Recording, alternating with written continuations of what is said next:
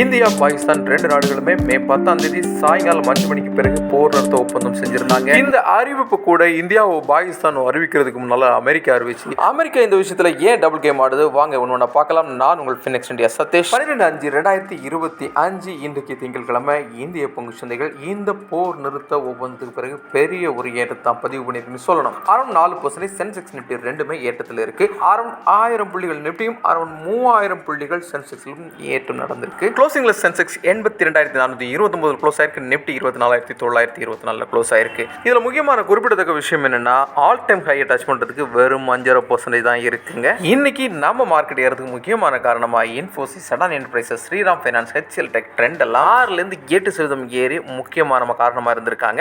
IndusInd bank, Sun pharma இந்த ரெண்டு stock மட்டும் தான் அரௌண்ட் 3% டவுன் ஆயிருக்கு. இன்னைக்கு மார்க்கெட் ஏறதுக்கு முன்னால என்ன நடந்துச்சுன்னு பார்த்தா ஏப்ரல் 22ஆம் தேதி பகல்காம் தாக்குதல்ல 26 உயிர்களை நாம இழந்திருக்கோம். இதுக்கு பெரிய அளவில் ரியாக்ட் பண்ணாத அமெரிக்கா நாம பாகிஸ்தான் மேல அடுக்கடுக்கா தாக்குதல் நடத்தி அவங்க கிட்ட இருந்து ட்ரோன் தாக்குதல்லாம் பண்ணிட்டு அடுத்த மூவ்க்குள்ள போன பிறகு அவசரமா உலக நாடுகளோட அண்ணன் அழைக்கப்படுற அமெரிக்காவோட இமேஜ் போயிருமோங்கிற அவசரத்துல ரெண்டு நாடுகள்டையும் இரவு முழுக்க நாங்க பேசி இந்த பேச்சுவார்த்தைக்கு பிறகு அவங்க போர் ஒப்பந்தத்துக்கு வந்திருக்காங்க அப்படின்னு சொன்னாங்க. இது அமெரிக்காவோட டபுள் கேம் மென்டாலிட்டி தான்.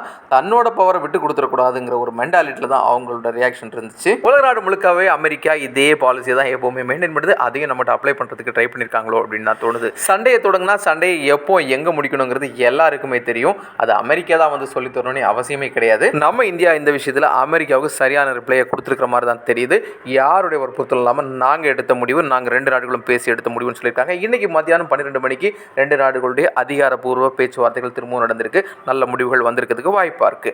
இருந்தாலும் இந்த பகல்காம் தாக்குதலில் 26 உயிர்களை இழந்தவங்களுக்கு எந்த ஒரு இழப்பீடுமே நமக்கு சமரசம் செய்ய முடியாத அளவு தான் இருக்கும். ஆனால் அதுக்கு பிறகு இந்தியாவுடைய அதிரடி தாக்குதல் இனி வரக்கூடிய நாட்களில் பாகிஸ்தான் எந்த ஒரு இடத்திலும் செய்யாத அளவுக்கு ஸ்ட்ராங்காக இருந்துங்கிறத நம்ம சொல்லித்தாகணும்.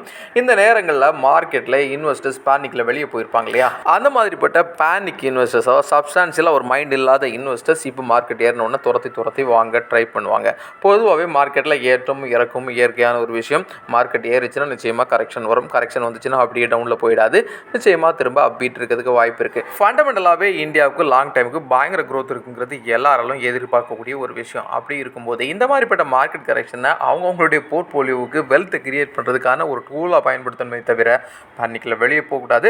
எதுவாக இருந்தாலும் இது முழுக்க எஜுகேஷனல் பர்பஸ், நாட் ரெக்கமெண்டேஷன். எப்போ சொல்கிற மாதிரி தான் stock market, mutual fund, ETF digital ஒரு 100 ரூபீஸ்லேருந்து இன்வெஸ்ட் பண்ண முடியும். இந்த மாதிரிப்பட்ட இன்வெஸ்ட்மெண்ட் இருக்குங்கிறது எல்லா மக்களுக்கும் போய் சேர்ந்து தான் இந்த வீடியோ நம்ம டே டு டே போஸ்ட் பண்ணுறோம். உங்களுக்கு இந்த வீடியோ பிடிச்சிருந்தா லைக் பண்ணுங்கள், கமெண்ட் பண்ணுங்கள், சப்ஸ்கிரைப் பண்ணுங்கள். See you tomorrow, another super topic.